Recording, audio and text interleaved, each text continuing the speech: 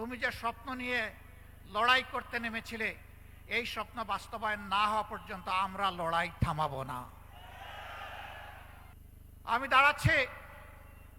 আমি দাঁড়িয়ে আছি 24-এর বিপ্লবীদের হয়ে।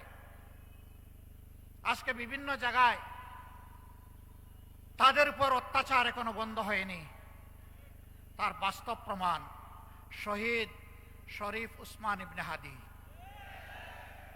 তার কণ্ঠ ছিল আধিপত্যবাদের বিরুদ্ধে, কণ্ঠ ছিল চাঁদাবাজদের বিরুদ্ধে, কণ্ঠ ছিল দুর্নীতিবাজদের বিরুদ্ধে, কণ্ঠ ছিল যুবকদের প্রত্যাশার একটা বাংলাদেশ গড়ার পক্ষে।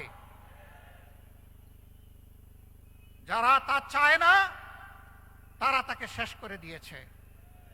কিন্তু না, হাদি শেষ হয়ে যায়নি। হাদি একজন ছিল, এখন 18 কোটি হাদি তৈরি হয়েছে। 18 কোটি হাদি, 18 কোটি মানুষের অন্তরে হাদি এখন শ্রদ্ধার বিপ্লবের আসন সে দখল করে নিয়েছে। এই হাদির রক্ত থেকে এখন লক্ষ নয় কোটি হাদি তৈরি হয়েছে। হাদি, তোমাকে আমরা কথা দিচ্ছি ভাই, তোমার রূহ তার সাক্ষী থাকুক। তুমি যে স্বপ্ন নিয়ে লড়াই করতে নেমেছিলে, এই স্বপ্ন বাস্তবায়ন না হওয়া পর্যন্ত আমরা লড়াই থামাবো না।